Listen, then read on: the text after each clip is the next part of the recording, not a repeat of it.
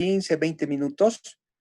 Vamos a hacer las preguntas y el repaso, la terapia que siempre realizamos del tema de las noticias, ¿no?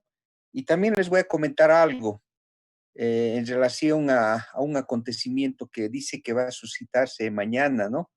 O tal vez quizá podemos empezar por eso, para no mezclar los temas, ¿no?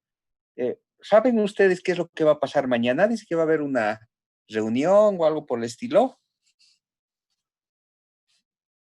¿Los han convocado? No, licenciado. No, ninguna Bueno, reunión, yo no sé nada, licenciado. al menos. ¿O una asamblea? Debe ser pues una asamblea virtual, ¿no? No tenía conocimiento, bueno, en mi caso, licenciado. Qué raro. Me han llamado de la carrera y me han comentado de que están, dice, convocando, no sé quién, no sé si es el centro de estudiantes, no sé si es algunos docentes, no estoy seguro quién está convocando, dice que mañana es una reunión eh, y que tiene el objetivo de formar una comisión o algo así, ¿no? Así me han dicho muy a grandes rasgos. Entonces, bueno, si no los han convocado, a nadie, no los han convocado a nadie. Ahorita somos 25, Eh, conmigo 26, a nadie de los presentes los han licenciado, convocado. bueno, yo, No, licenciado, ay, perdón. A lo que tenía entendido es que había un grupo de delegados de economía que sí se querían reunir para formar el centro de estudiantes, ya que nos estaban diciendo que el anterior centro ya no está cumpliendo con las funciones, creo que ya habían terminado su gestión. Y solo eso, ahorita estoy viendo y, o sea, no pusieron fecha, solo tienen como un orden del día los temas que iban a tomar en cuenta. Ay, ya.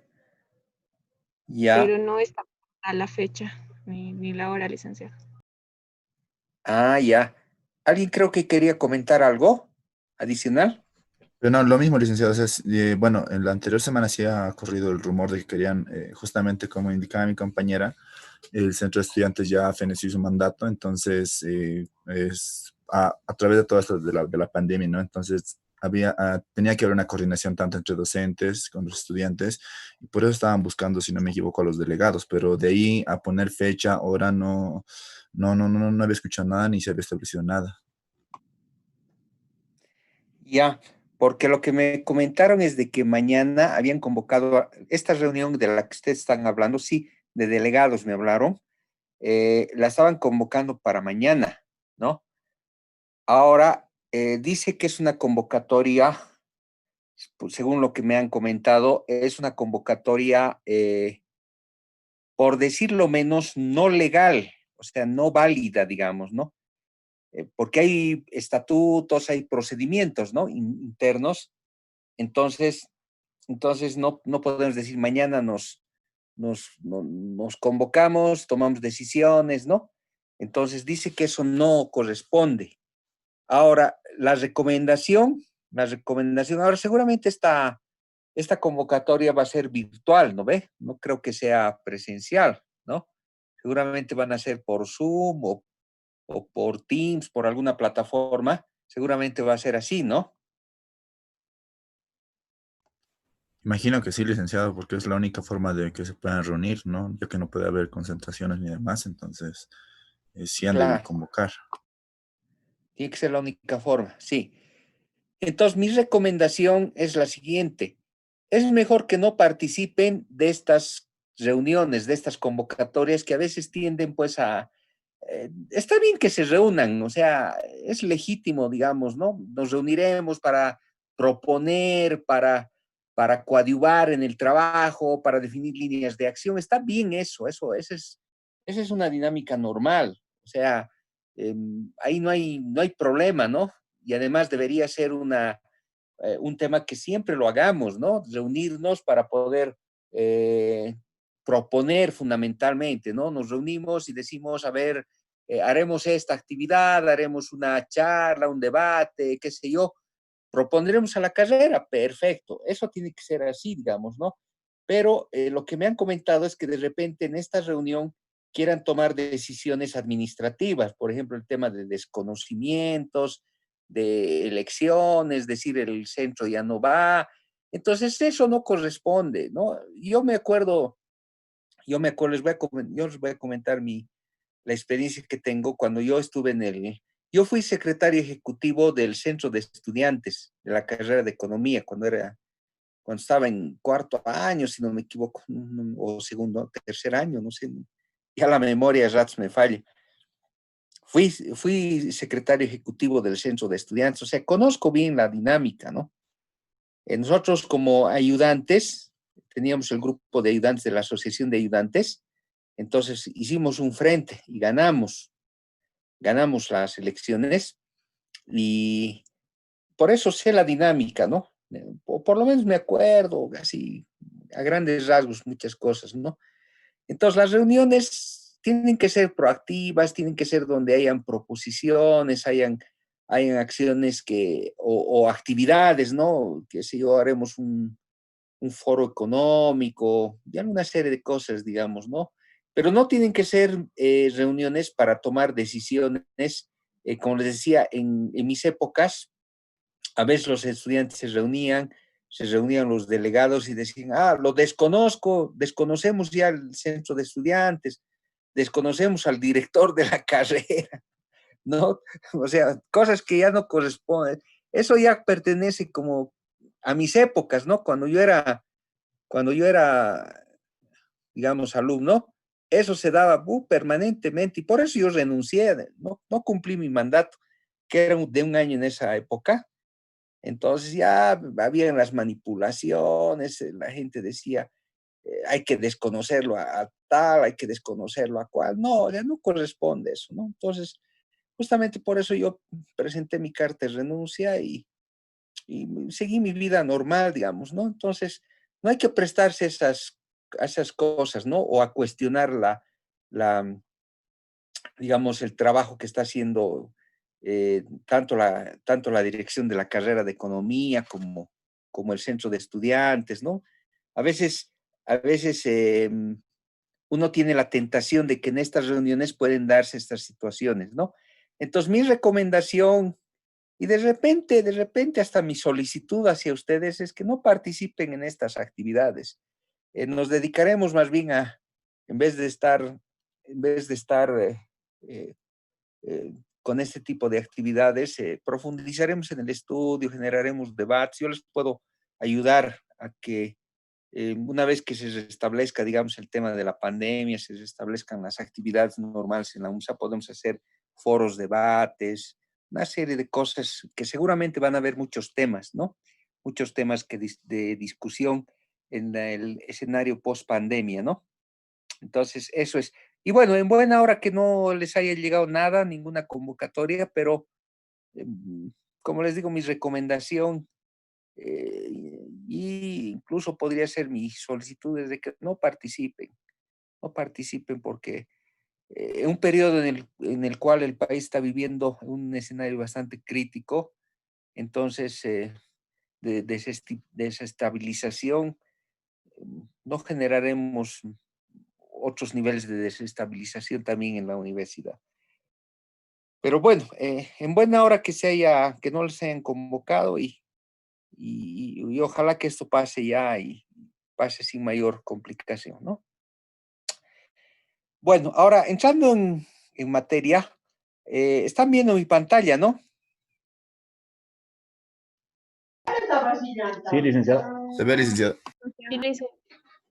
Ya, entonces, eh, en materia de riesgos, en materia de medición de riesgos, es muy importante definir la distribución de probabilidades, ¿no? Ay, me he olvidado, les he prometido mostrarles hoy un video, ¿no ve? Cómo podemos utilizar las distribuciones de probabilidades para generar escenarios predictivos. A ver, de repente un rato de esos voy a volver a entrar a mi computadora, al disco duro y voy a tratar de jalar el video, ojalá pueda correr ahora, pero la vez pasada no quería correr. Entonces, es muy importante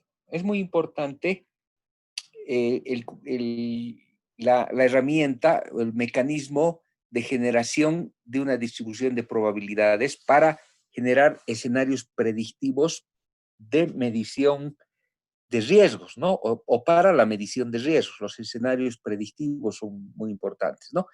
Entonces, por qué tomamos en cuenta este tema con digamos, con mucho ímpetu? Porque si conocemos la distribución de probabilidades de una determinada variable, ¿qué conocemos? Si conocemos su distribución de probabilidades. A ver, les pregunto eso. ¿Qué ganamos sabiendo cuál es la distribución de probabilidades del comportamiento de una determinada variable? ¿Qué ganamos?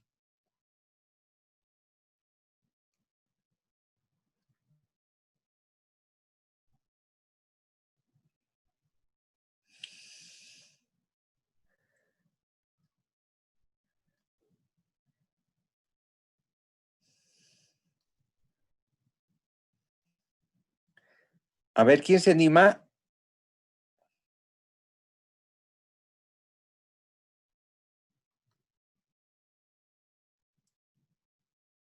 Hola, ¿me escuchan?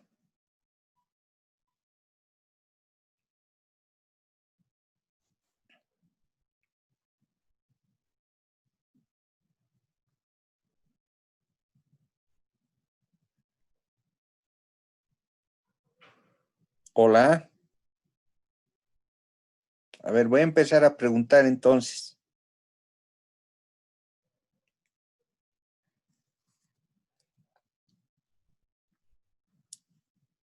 A ver, vamos a ver. Adriana Ascaruns, ¿me escucha?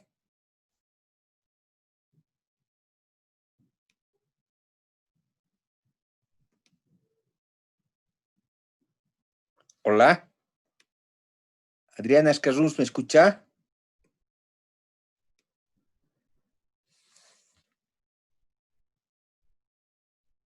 Hola, hola.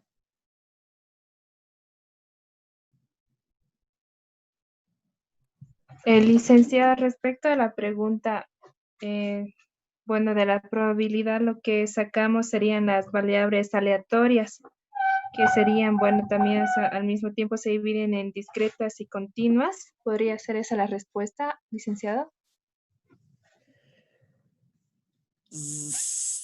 Tiene que ver, ¿no? Tiene que ver con el tipo de variable y todo eso, pero ¿para qué ganamos o para qué nos sirve una distribución de probabilidades? Primero, ¿para qué nos sirve y qué ganamos conociendo la distribución de probabilidades del comportamiento de una determinada variable? A ver, Licenciado, ya. Adelante, por favor, Carlos. licenciada, tal vez puede ser para ver determinados comportamientos. Por ejemplo, en el caso de la distribución normal, y eso lo hemos visto mucho durante la época de la pandemia, muchos decían, va a alcanzar un pico, ¿sí? Y muchos asociaban el comportamiento que tenía con la distribución normal. Tiene un inicio, va a llegar a la cúspide, un determinado proceso, y posteriormente va a volver a caer esa misma cantidad, ¿no? Y ahí podemos ver, digamos, que esa distribución o ese tipo de distribuciones nos sirven de alguna u otra forma para poder predecir sucesos o lo que puede ocurrir en un futuro. Ya, perfecto. A ver, otro comentario más. Recibiremos unos 2 comentarios más para hacer dinámica la clase y después yo les voy a dar mi criterio o reiterar en algún caso, ¿no?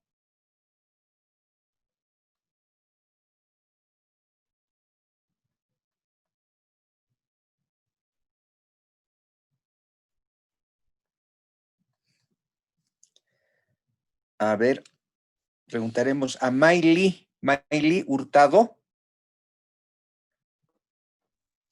Buenas tardes, licenciado. ¿Cómo está, Maily? Buenas tardes.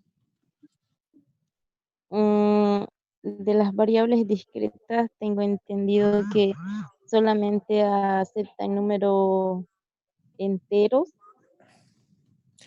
No. La pregunta es de la distribución de probabilidades. Claro, en la pantalla estamos viendo distribución de probabilidades para variables discretas. Hay también distribución de probabilidades para variable continua. Pero en general, una distribución de probabilidades, ¿para qué nos sirve? ¿Y qué ganamos obteniendo o conociendo la distribución de probabilidades del comportamiento de una determinada variable? Tal vez para ver su variabilidad.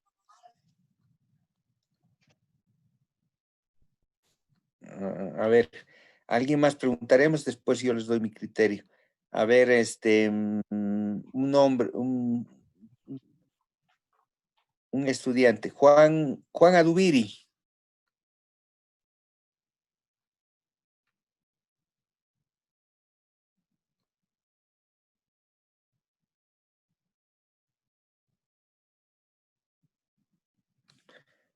Juan Adubiri. Hola, Juan.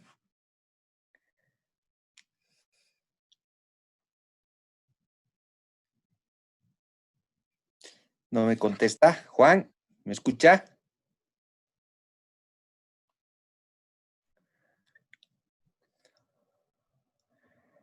A ver, el otro, Juan Carlos. Juan, ¿me escucha? Licenciado, buenas tardes. Juan Carlos soy yo, voluntario. ¿Cómo está, Juan? Juan Carlos. A ver, licenciado, lo que yo puedo comprender es que la distribución de probabilidad se basa o está basada en un conjunto de sucesos y cada uno de estos sucesos es el rango de valores de la variable aleatoria. O sea, como decía mi compañero Carlos, o sea, se basan en sucesos, en hechos que suceden.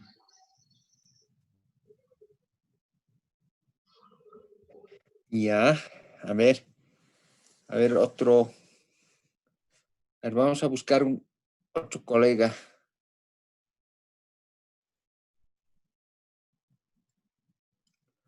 Rafael Guarachi.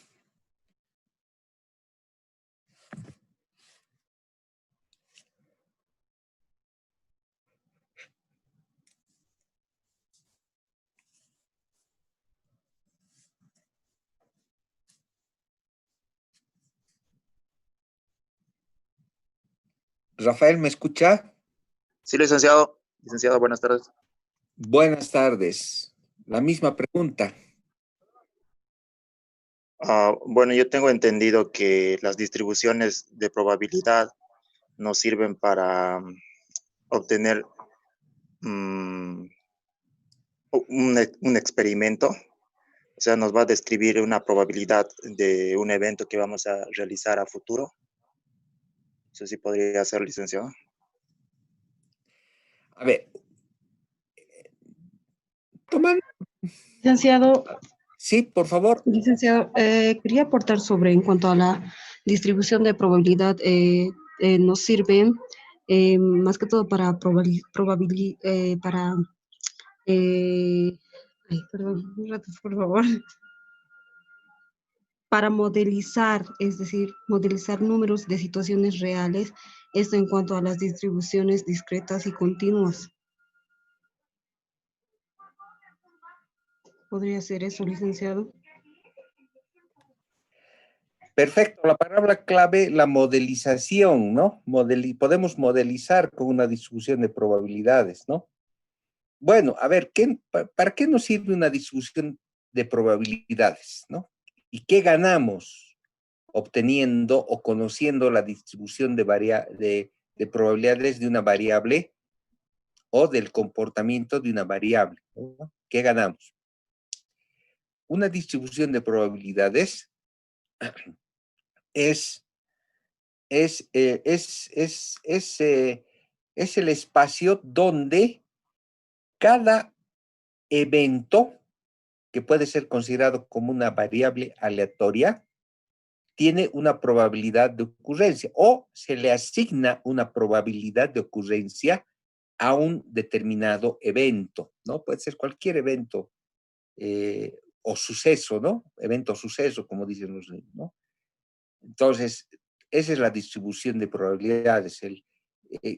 La probabilidad de que suceda el evento A la podemos incorporar dentro de una distribución de probabilidades y ahí vamos a tener todas las probabilidades de ocurrencia de ese evento o suceso que se podrían concretar en un momento determinado, ¿no? Entonces, esa es la probabilidad, digamos, la probabilidad de que el tipo de cambio baje o suba, entonces, que baje a 6.90 tiene una probabilidad de tanto, ¿no? Que suba tiene una probabilidad de tanto, etcétera, etcétera, ¿no? Entonces le estamos asignando una probabilidad a la ocurrencia de un determinado evento, ¿no ve? Eso es lo que ganamos obteniendo la distribución de probabilidades del comportamiento de una determinada variable, ¿no? Entonces, si conocemos la distribución de probabilidades, entonces lo que podemos hacer es justamente modelizar, generar un modelo que a la larga nos va a permitir predecir el comportamiento de esa variable. En otras palabras, si yo conozco la distribución de probabilidades del comportamiento de una determinada variable, si yo conozco la distribución de probabilidades, voy a poder predecir el comportamiento futuro de esa variable a través de la estructuración de un modelo. ¿Ve? ¿Se entiende? Sí, licenciado, se entiende. ¿No?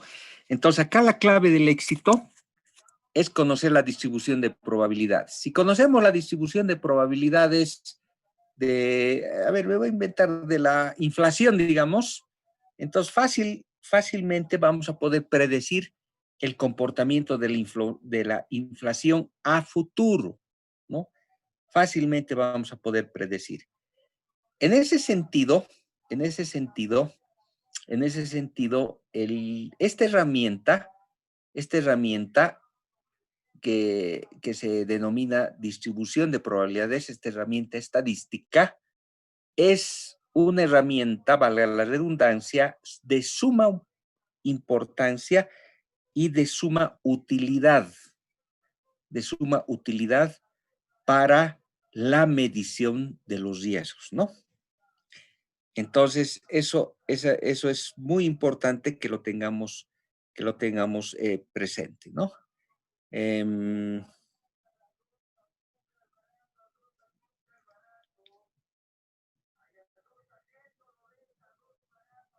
A ver, entonces estoy tratando, a ver si de repente al final de la clase pueda mostrarles el modelito que ejemplifica y que muestra ya en el plano práctico lo que acabo de mencionarles, ¿no?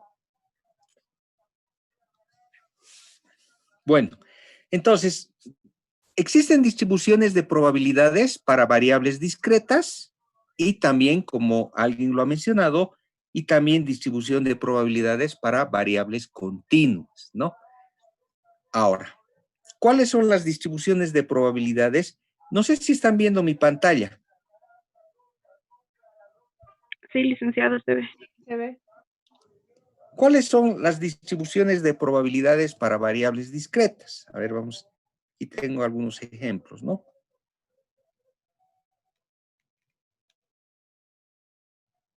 Entonces, tenemos, por ejemplo, la distribución Bernoulli, ¿no? Para variable discreta, ¿no? Donde tenemos los parámetros P y Q. Antes que se me pase, y me estaba olvidando mencionarles algo muy importante en relación a la distribución de probabilidades, ¿no?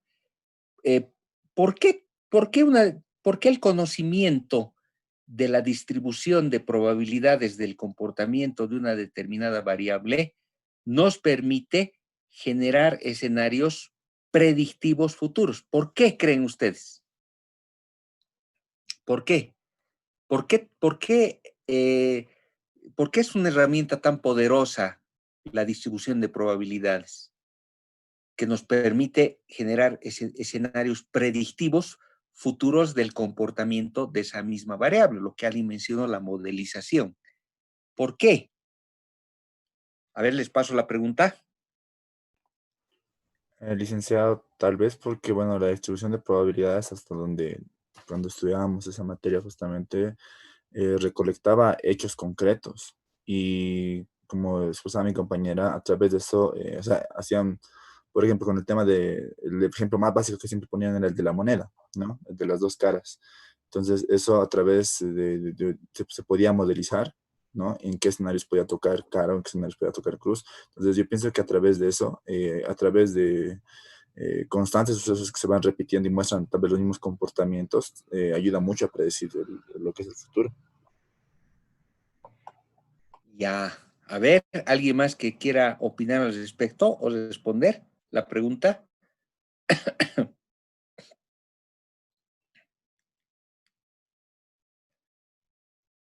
¿Por qué la distribución o el conocer la distribución de probabilidades se constituye en una herramienta poderosísima para generar escenarios predictivos del comportamiento de una determinada variable, ¿no? ¿Por qué?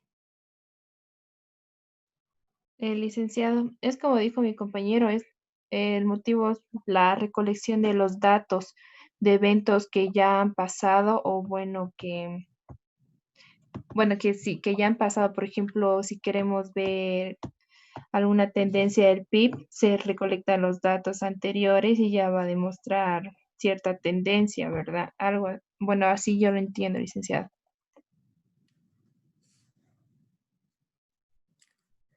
Ya, ¿saben por qué? Yo les voy a responder la pregunta, ¿no?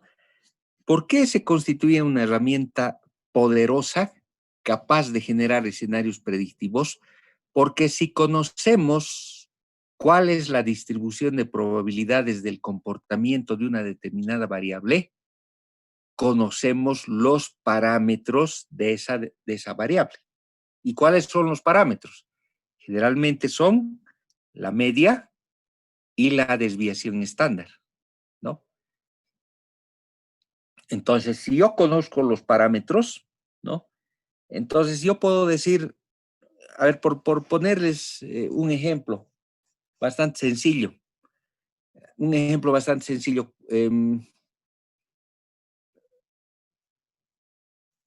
a ver, quizá en relación a las edades de los alumnos del curso de cálculo estocástico, digamos, ¿no? Tenemos la alumna Adina, tenemos Adriana, América, Alberto, etcétera, etcétera. Vamos encuestando a cada uno de ellos y le preguntamos su edad. Digamos, alguien dirá, yo tengo 20 años, 22, 25, 18, 20, 21, 22, 20, 21, 22, 19, 20, 21, 22. Sacamos el promedio. El promedio de edades del curso es 20, ¿no? 20 años, digamos, ¿no?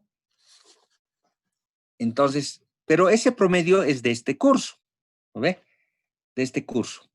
Entonces, si alguien me pregunta, y claro, yo le podría decir, el promedio de edades es 20 con una desviación estándar de 0.5, digamos, ¿no? Entonces, alguien podría venir y preguntarme, ¿no?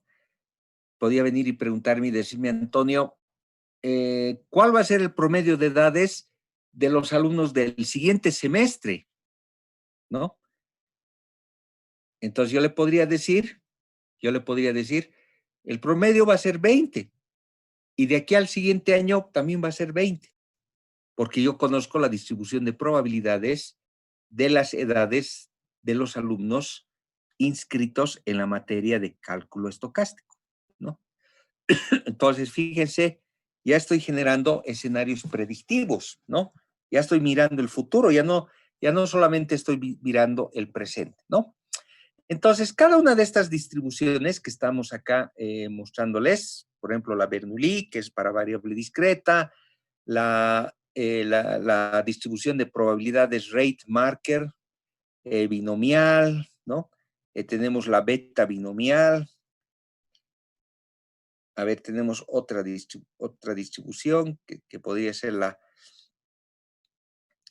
distribución degenerada, la distribución uniforme discreta, la hipergeométrica, la distribución hipergeométrica no central de Fisher, lo propio de Wellenius, ¿no? Aquí les estoy mostrando ejemplos de lo que son las distribuciones de probabilidades para variables discretas, ¿no? Tenemos la binomial negativa, la geométrica, la beta binomial, la binomial negativa extendida, ¿no? Ahora, así como hay distribución de probabilidades para variables discretas. Hola, hola. ¿Alguien quería hablar?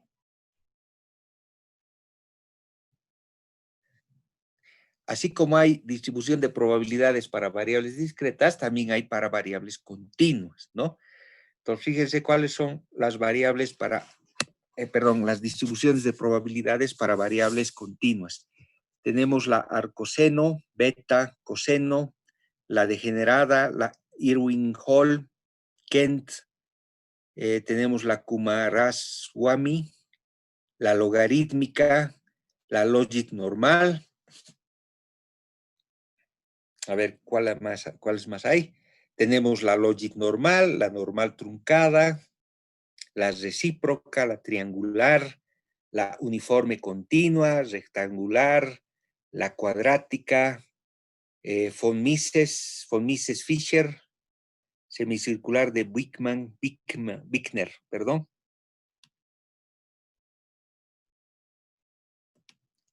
Y ahí sería, ¿no? Estas son las distribuciones de probabilidades. Ahora, si ustedes entran al hoja Excel, ¿no? Al hoja Excel y entran a lo que es distribuciones de probabilidades, entonces ahí van a encontrar, pero increíblemente, cualquier cantidad de distribución de probabilidades, ¿no? Increíblemente. O sea, en los últimos, qué sé yo, 5, 4 años se han creado, pero cualquier cantidad de distribuciones de probabilidades, ¿no? Entonces, si uno sabe manejar con mucha precisión el Excel, entonces puede utilizar sin ningún problema estas distribuciones y Excel puede ser una herramienta bastante, digamos, robusta para poder utilizar y para poder generar modelos de escenarios predictivos en lo que hace a la medición de los riesgos fundamentalmente, ¿no? ¿Dónde se utiliza bastante este tema? ¿Dónde se utiliza bastante este tema? Y es uno de los pilares fundamentales para la medición de riesgos, es en las herramientas, no sé si ustedes han escuchado hablar de Crystal Ball o el @risk. ¿Han escuchado hablar del Crystal Ball o el @risk? No, licenciado. Crystal Ball. Son softwares que son utilizados para la medición de riesgos, ¿no? A ver si en algún momento tenemos la oportunidad de hacer ejercicios prácticos para poder utilizar una de estas herramientas y poder tener, digamos, la posibilidad de ejercitar con distribuciones de probabilidades, ¿no? Entonces, ahí estaría la utilidad de la distribución de probabilidades y las distribuciones que generalmente son utilizadas y aplicadas para lo que es una variable discreta y en el caso de que sea la variable continua, ¿no? ¿Alguna duda? ¿Alguna consulta al respecto?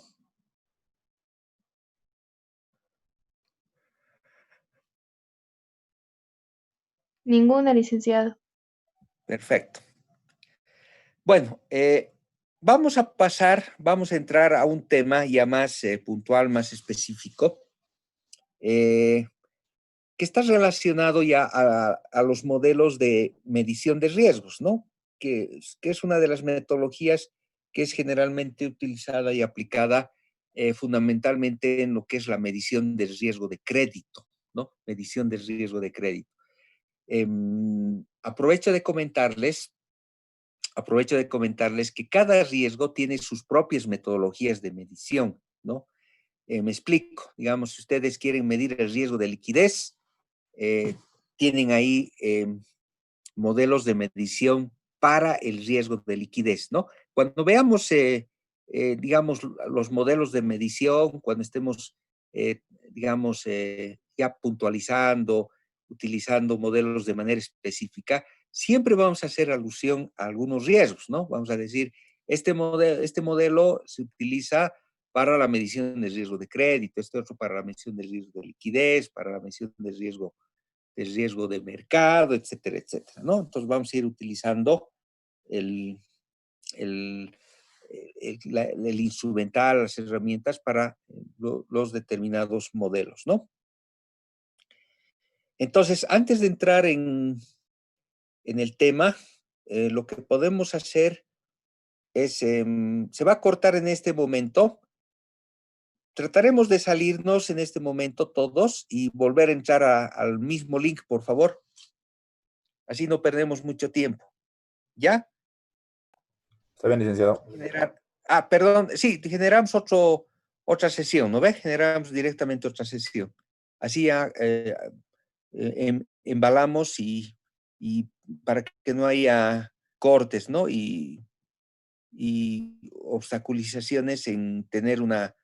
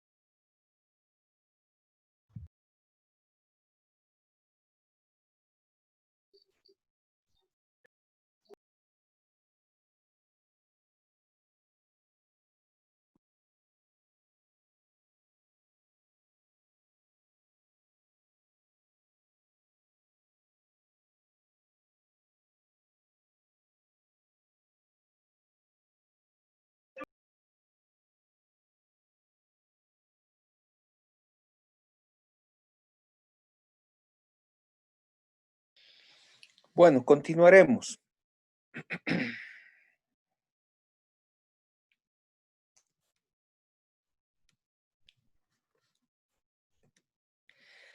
Bueno, vamos a entrar a ver ya más puntual y específicamente algunos modelos que también son denominados modelos de elección cualitativa, ¿no? ¿Por qué se denominan modelos de elección cualitativa? Porque la variable dependiente, ¿no? Como ustedes saben, en todo modelo hay una variable dependiente y una variable independiente, ¿no? En este caso, la variable dependiente es una variable cualitativa, también denominada variable dicotómica, ¿no? Dicotómica. ¿Me están escuchando? Sí, licenciado. Licenciado. Sí, licenciado. Entonces, la variable dependiente. Ustedes saben, en un modelo existen dos tipos de variables, ¿no ve?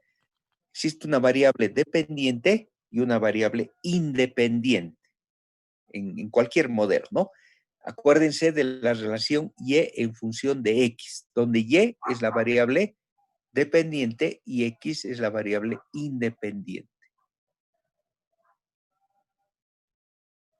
Entonces, bajo ese marco, los modelos de elección cualitativa tienen la característica de consignar tiene la característica de que su variable dependiente es una variable cualitativa. ¿Por qué se denomina variable cualitativa? Porque solo puede tener o solo puede asumir dos valores, ¿no? Solo puede asumir dos valores como variable cualitativa. Puede asumir el valor de falso o verdadero, ¿no? O puede asumir el valor de 0, 1, ¿no? Por eso decimos que es una variable también dicotómica. ¿Qué es una variable dicotómica? A ver, ¿quién se acuerda o quién ha escuchado alguna vez hablar de lo que son las variables dicotómicas?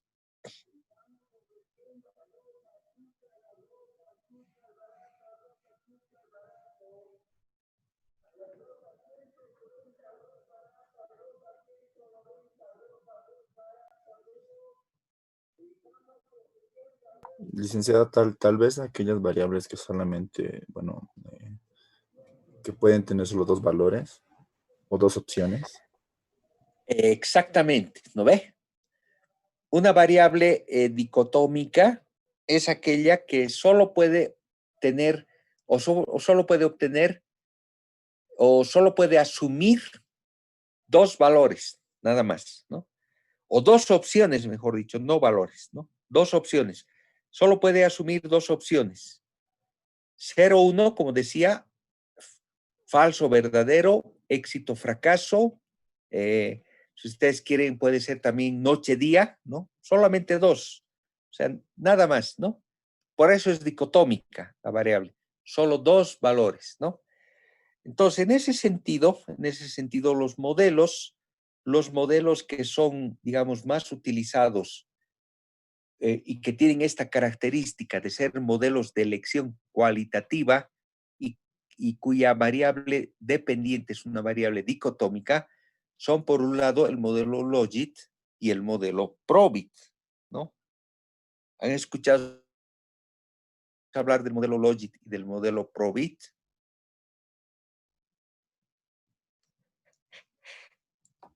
No, licenciado. ¿Alguien ha escuchado? Entonces, los modelos Logit y los modelos Probit, una consultita, ¿ustedes ya han visto, ya han pasado econometría o todavía? Creo que hay econometría 1, econometría 2, ¿no? Sí, licenciado. 1 y 2. Ah, hay dos, ¿no? Por lo menos ya han debido pasar econometría 1. Sí. Sí, ¿verdad? Sí, licenciado. Entonces, en econometría 1, ¿no han visto el modelo Logit? No, licenciado. Pasa también como ya vino la cuarentena, no hemos avanzado muchos temas. En econometría, ya. Está bien, pero entonces vamos a tratar de hacerlo más, como diríamos, lo más profundo, porque yo en estos casos les pregunto generalmente a los alumnos, ¿han visto el modelo Logit? Sí, dicen, ya hemos visto, entonces ya no redundo muchas cosas, ¿no? Porque se hace un poco tedioso incluso, ¿no? Que estemos repitiendo, repasando lo mismo, entonces ya no, digamos, ya no corresponde estar viendo muchas cosas así, ya avanzamos, ¿no? Más directamente en la parte aplicativa. Bueno, entonces, dentro de esta jerga de modelos de elección cualitativa tenemos dos modelos fundamentalmente, ¿no? Uno es el modelo Logit y el otro es el modelo Probit, ¿no? Ahora, aquí hay una digamos, aquí hay una pregunta, ¿no? Que seguramente ustedes se las pueden formular, se las pueden realizar o me la pueden realizar esta pregunta, ¿no? ¿Cuándo utilizamos el modelo Probit y cuándo utilizamos el modelo Logit, ¿no? La pregunta, esa es la pregunta, ¿no? La respuesta, y esto quiero ser bien sincero con ustedes, no tengo la respuesta, ¿no? En otras palabras, no tengo la certeza para decirles, en estos casos, ustedes utilicen el modelo Logit y en estos otros casos utilicen el modelo Probit, ¿no? Hay una posible respuesta para esa situación, pero no está tan demostrado, ¿no?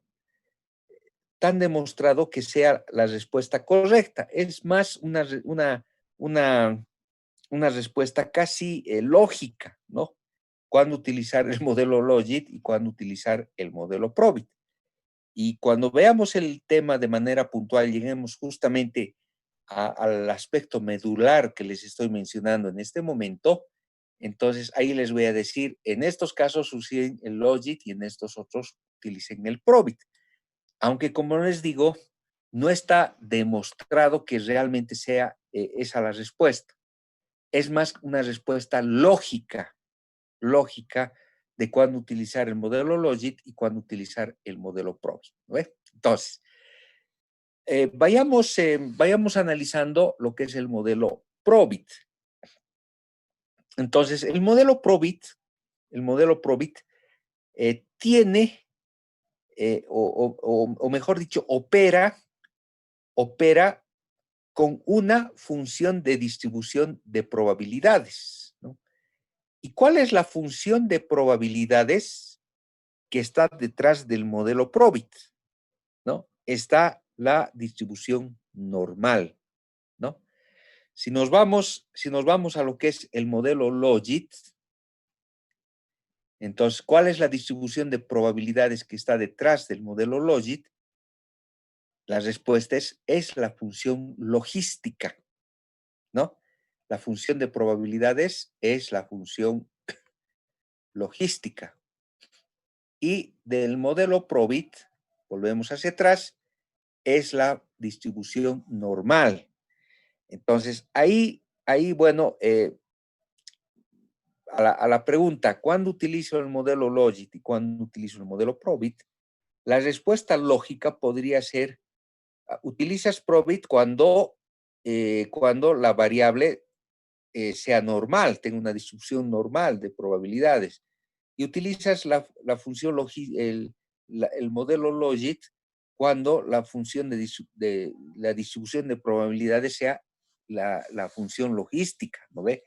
Eso podría ser, o esa podría ser la respuesta lógica, ¿no? Pero, como les digo, no está demostrado que sea 100% como les estoy mencionando.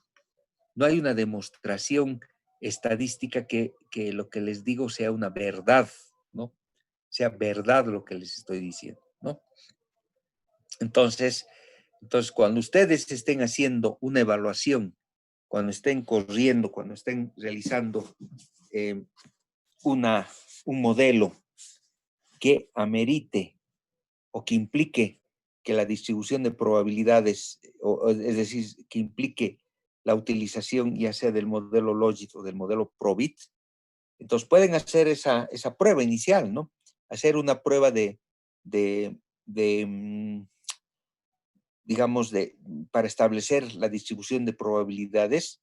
Entonces, si les sale normal, entonces utilicen el Probit. Si les sale la logística, utilicen el Logit. Aunque a veces, por ejemplo, en el caso de Crystal Ball,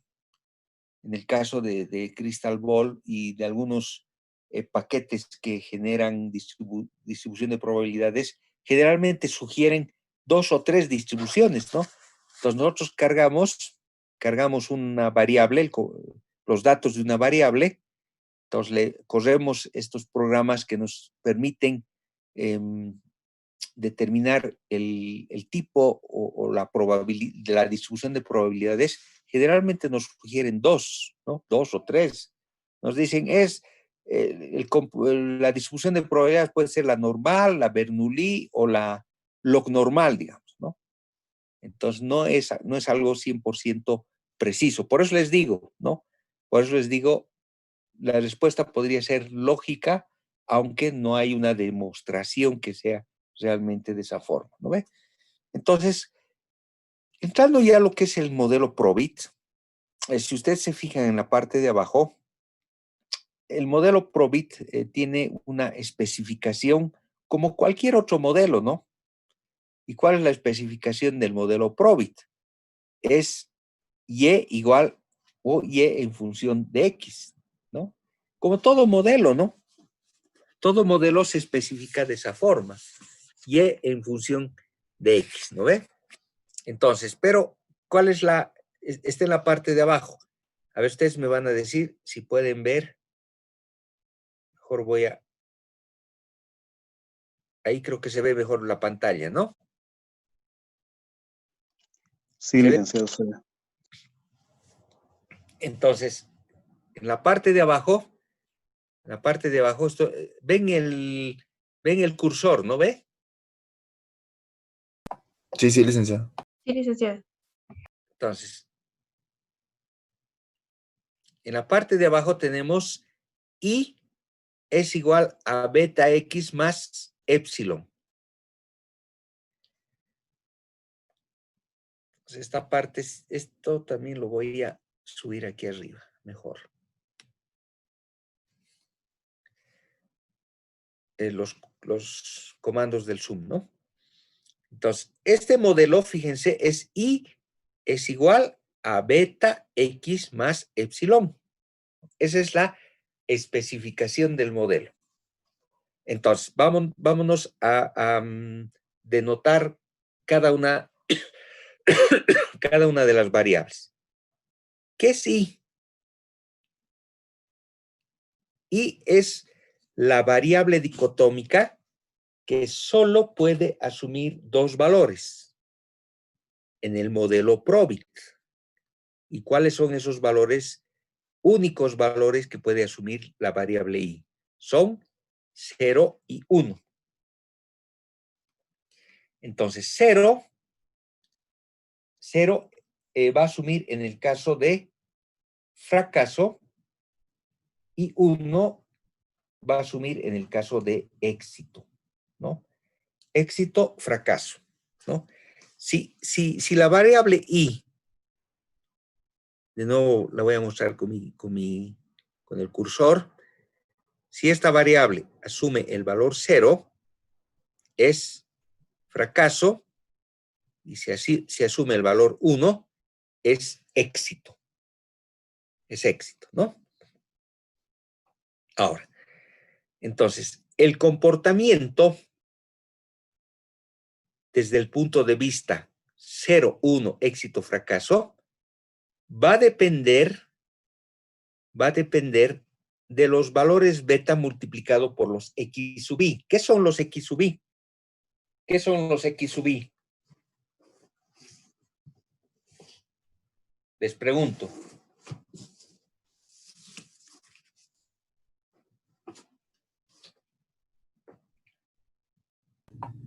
Una variable independiente, licenciado. Sí. Una o varias variables independientes, ¿no? Son las variables independientes.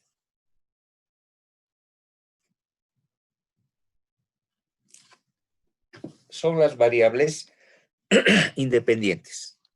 ¿Y qué son los betas?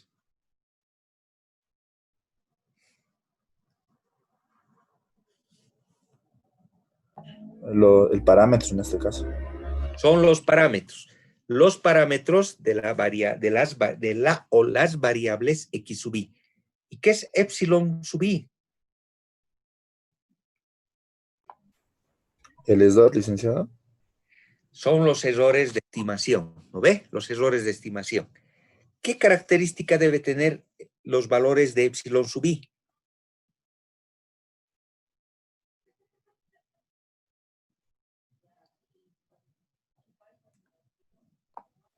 Bueno, en econometría veíamos que, bueno, varios se repetía esto de los epsilon, acumulaban errores y podían ser no solo de un tiempo específico, sino también podían ser rezagados. Los valores epsilon sub i, ¿no ve? Son los errores de estimación, ¿no ve? ¿Qué característica tienen que tener estos errores de estimación? ¿Se acuerdan? Licenciado, sí, bueno, una de las características es que no tengan ruido blanco. Bueno, tengan ruido blanco. Efectivamente, ¿no? Los epsilon sub i son eventos, ¿no? Son eventos que o son variables, eventos o variables que se han suscitado o podrían haberse suscitado, pero que esos eventos o esas variables no tienen incidencia significativa respecto del comportamiento de la variable dependiente, ¿no ve? O no condicionan el hecho de que la variable dependiente asume el valor 0 o el valor 1, ¿no ve? Entonces, a ver, por ejemplo, les doy un ejemplo, ¿no? Y es justamente a lo que se denomina ruido blanco, ¿no? Epsilon sub i tiene que tener ruido blanco. ¿Qué significa ruido blanco? Significa que existen esos eventos, esas variables, etcétera, etcétera, pero que no ejercen ninguna influencia significativa en relación al comportamiento de la variable i, o no condicionan de manera significativa el hecho de que la variable i asuma el valor 0 o el valor 1, ¿no ve? A ver, en este momento, ¿qué es lo que está condicionando la caída del Producto Interno Bruto? La pandemia del coronavirus. La pandemia, ¿no? La pandemia está condicionando de que hayamos caído casi en un 10% de crecimiento económico, que esa es la proyección que se tiene hacia finales del 2020, ¿no? A diciembre está proyectado de que el Producto Interno Bruto caiga en un 10%, ¿no? Pero en este momento también hay algunos acontecimientos que se están suscitando. A ver, me voy a inventar en este momento. A ver, ¿qué es lo que podría estar suscitando en este momento? A ver, les voy a poner algo muy, tal vez tirado de los pelos, pero que de repente es también válido, ¿no? Es también válido, ¿no? Los acontecimientos que se han suscitado hacia finales del 2019, ¿en este momento tendrán algún efecto?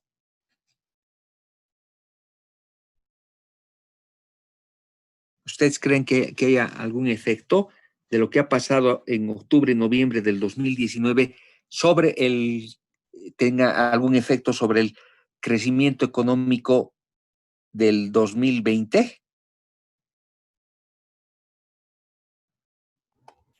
Licenciada, tal vez para lo que correspondería netamente del 2019 sí ha afectado y en parte así, digamos, porque son actividades, si bien octubre, noviembre, que ha sido un mes donde se ha parado la economía en general, pues la economía no se reactiva de un momento a otro, no tarda bastante. Entonces, en ese proceso que nosotros nos estábamos recuperando económicamente, ¿no? Después de noviembre, pues ya en marzo otra vez ha vuelto a, a pararse la economía. Entonces, yo pienso que sí, de alguna otra manera ha afectado al crecimiento de este año, como rezago, ¿no? Exacto, ¿no? Exacto. Entonces, hay un efecto, ¿no ve? Algo de lo que ha pasado, se ha parado la economía, qué sé yo, 21 días se ha parado la economía, ¿no ve? Ahora estamos hablando de que se ha parado como desde finales de marzo prácticamente, ¿no? Entonces se ha parado la economía, hay un efecto, ¿no ve? Pero ese efecto no es más significativo que el efecto que ha generado la pandemia, ¿no? Entonces, para ser tal vez un poquito más explícitos, X sub i es la pandemia, ¿no ve? X sub I es la pandemia, pero epsilon sub I es lo que se ha suscitado hacia finales del 2019, justamente el tema de los bloqueos, ¿no? De todo lo que ya conocemos, ¿no? Entonces, pero de ninguna manera lo que ha pasado el 2019 es más significativo y tiene mayor incidencia de lo que va a pasar, de lo que va a pasar a finales del 2020, resultado de la pandemia, ¿no? Otro ejemplo. ¿Ustedes creen que la crisis del 2008, la crisis del subprime en Estados Unidos, ¿saben lo que es o recuerdan lo que es la crisis del subprime del 2008?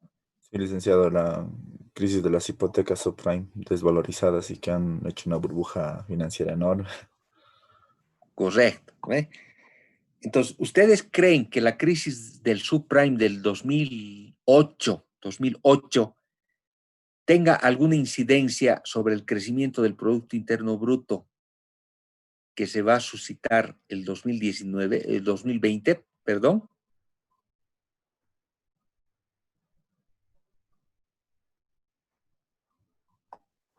En el caso de nuestro país, me parece que no, licenciado. Sí, porque es un hecho tal vez ya muy atrás, y en su momento, digamos, cuando ha ocurrido eso, si bien nos ha afectado, hemos sido los pocos países mejores parados frente a esta crisis. Entonces, bueno, en mi criterio no afectaría el crecimiento de este año. A ver, ¿quién quiere comentar, opinar algo más al respecto? ¿Tendrá algún efecto?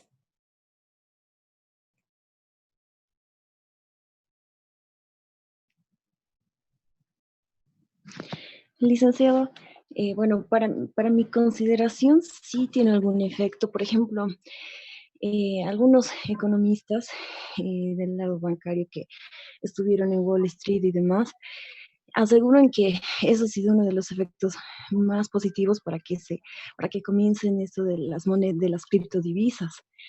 Y actualmente sí nos puede afectar mucho más, incluso dando impulso con esto del COVID, para entrar a una economía digitalizada en la parte de la confiabilidad de las personas y que directamente se hagan operaciones de personas a personas o de empresas a personas o del mismo banco a personas y etcétera, que es directamente con el cliente financiero en sí. Ya, a ver, otro criterio. A ver, para hacerlo más interactivo o para hacerle más interactiva la clase, ¿no? Para que todos participemos de alguna manera, demos nuestro criterio, ¿no? Al respecto, en relación a la pregunta.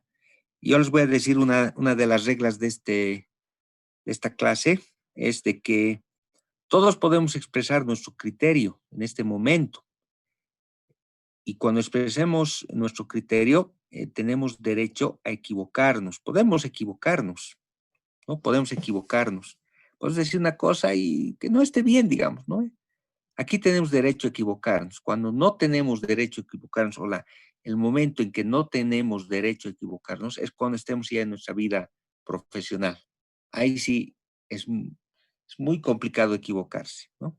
Entonces ahora expresaremos nuestro criterio sin ningún temor. A ver, ¿alguien más que nos comente algo o que quiera comentar en relación a la pregunta?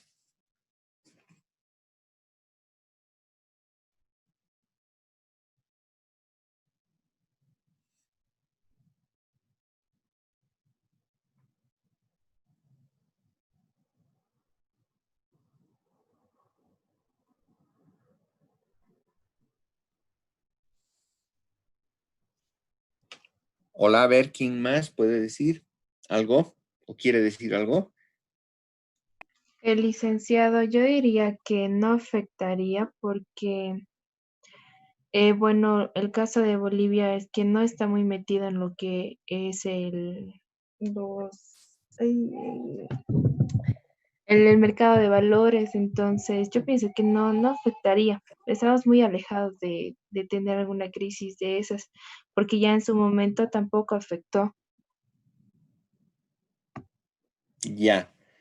Entonces, a ver, mi punto de vista al respecto. Ha habido una afectación. Toda crisis, y más aún si es sistémica, afecta, ¿no? Hay un grado de afectación, pero como ustedes lo han dicho, ese grado de afectación ha sido mínimo, ¿no? Mínimo. Nada que nos haga preocupar, nada que nos haga estar en una situación de contingencia como lo han estado otros países, ¿no? Una situación de contingencia que realmente ha afectado a grandes economías, ¿no ve? Entonces, ha habido una afectación, pero mínima, casi imperceptible, pero sí ha habido, porque es una crisis mundial, ¿no? Las crisis mundiales afectan en mayor o menor grado, ¿no? No podemos decir que nosotros estamos totalmente aislados de lo que sucede a nivel internacional, sucede en el mundo, ¿no? No podemos decir no nos afecta, nosotros estamos totalmente aislados y lo que pase con nuestros vecinos a nivel internacional no nos afecta en lo absoluto.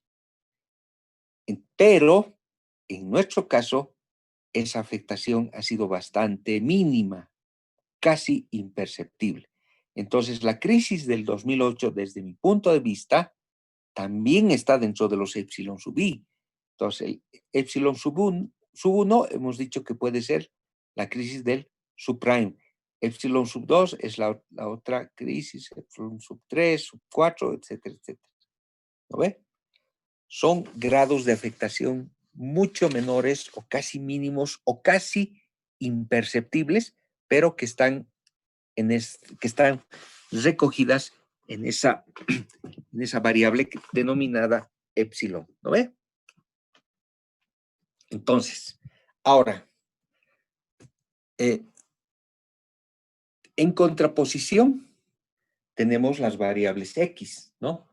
En contraposición tenemos las variables X que sí tienen un efecto positivo o negativo respecto al comportamiento de la variable X, ¿no? Que en este caso es una variable, como lo hemos dicho, una variable dicotómica, que solo puede asumir dos valores. Puede asumir dos valores, sea 0 o sea 1, ¿no ve? Ahora, otra de las características que tiene la variable X o las variables X, es que no todas también tienen el mismo efecto, ¿no? A ver, sobre la crisis, sobre el desempeño del Producto Interno Bruto, y hemos dicho que la pandemia es una de las variables X que seguramente es más significativa, más representativa y que tiene el impacto directo. Pero ¿qué otras variables podrían haber que estén condicionando que hacia finales del 2020, de este año, tengamos un crecimiento negativo? ¿Qué más podría condicionar o qué es lo que está condicionando ese comportamiento? A ver, haremos un juego de palabras y una lluvia de ideas. A ver, ¿quién se anima a decir algo al respecto? Licenciado, bueno, desde mi criterio, igual fuera de la pandemia, que sí ha afectado fuertemente, me parece que otro factor igual para que esto no se reactive ha sido muchas de las políticas que se han tomado, digamos. No sé si tal vez puede ser un factor eso, porque evidentemente se han aplicado en su momento demasiadas restricciones, y no, por ejemplo, en el tema de políticas fiscales o políticas monetarias, en su momento no se han tomado buenas medidas y eso de alguna otra manera ha condicionado de que el crecimiento pues pueda, de lo que podía haber repuntado, entonces se ha seguido estancando. Ya, a ver, ¿alguien más que quiera opinar al respecto?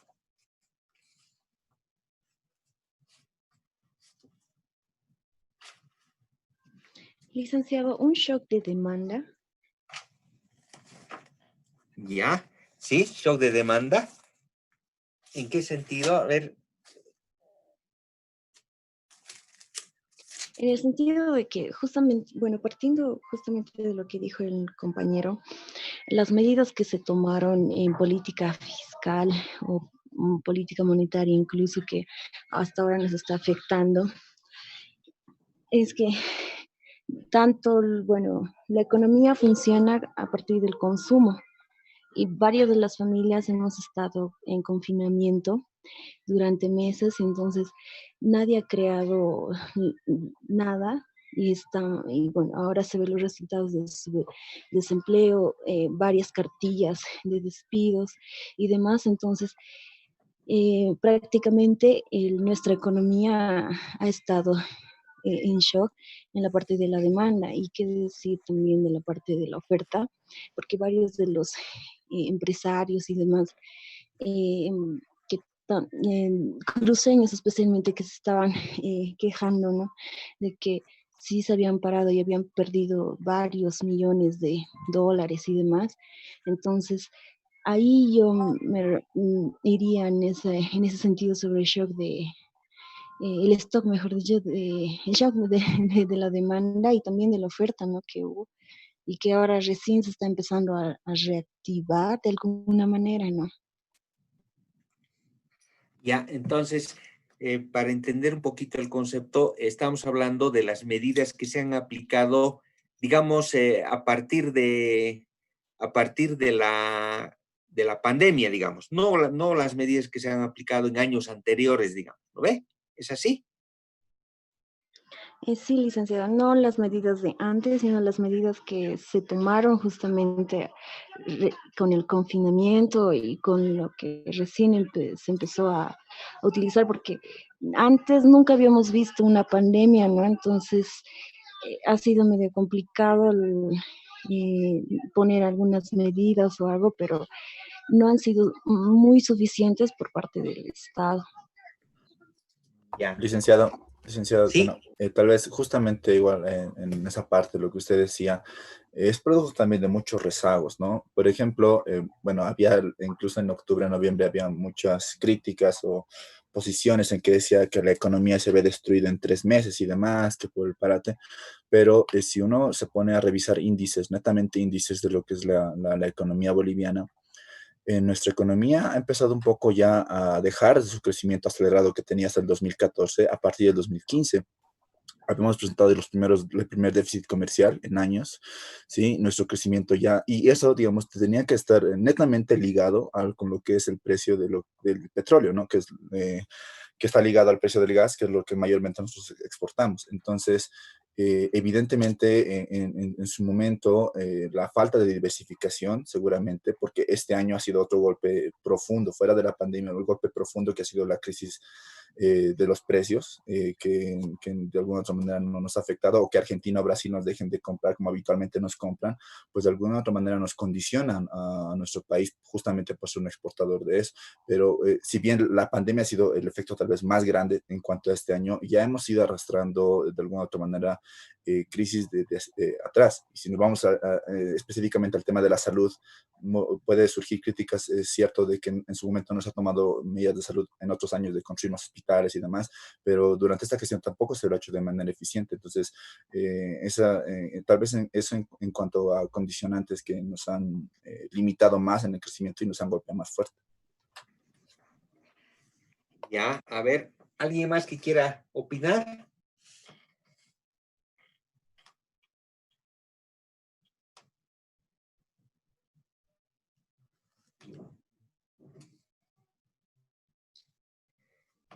¿Alguien más?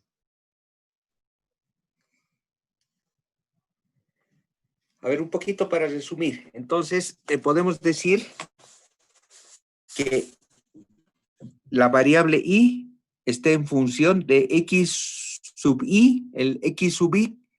El primer x sub i sería el x sub 1, que sería la pandemia. El x sub 2 sería las malas políticas que se han aplicado en materia, digamos, de confinamiento, etcétera, etcétera, ¿no? para resumir, ¿no? Estoy resumiendo, ustedes me dicen si estoy en lo correcto o estoy en lo incorrecto, ¿no? Simplemente como ejemplo, ¿no? Y podríamos decir X sub 2 serían las malas políticas, X sub 3 podríamos decir que ya estábamos arrastrando por algunos años algunos déficits, entonces ya eso también agudizado, y bueno, esas serían las tres variables que condicionan el valor de I, en este caso, ¿no ve? Y estamos viendo que epsilon podría ser, qué sé yo, la crisis del 2008, ¿no? O otras crisis que se han suscitado anteriormente, otros factores que sin embargo no tienen una incidencia mayor, un grado de significación respecto al comportamiento de la variable I. Ahora, hemos denotado que hay tres, o mejor dicho, hemos identificado que hay tres variables X que han condicionado el tema de la caída, o van a condicionar el tema de la caída del Producto Interno Bruto. X sub 1, pandemia. X sub 2, malas políticas de confinamiento. Y X sub 3, estamos arrastrando ya algunos déficits ya en los últimos años. Ahora, estas tres variables, ninguna de ellas tiene el mismo efecto. Algunas tendrán más efecto, por ejemplo, la pandemia seguramente tiene un mayor efecto, el confinamiento tiene un menor efecto, o los déficits anteriores por los cuales ya estábamos atravesando pueden tener un menor efecto, ¿no? En términos porcentuales, me refiero, ¿no? Bueno, entonces ese es el modelo Probit. Creo que ya estábamos sobre la hora, ¿no? Sí, ya se va a cortar, licenciado, menos de un minuto. Ya se va a cortar. Entonces, si se corta, nos vemos el día lunes directamente. Y bueno, ya el día lunes hacemos nuestro pequeño debate en relación a las noticias que han incidido en estos días. Quedaremos en esto. Nos vemos el día lunes. Hasta luego, licenciado, gracias. A ustedes. Gracias. Hasta luego.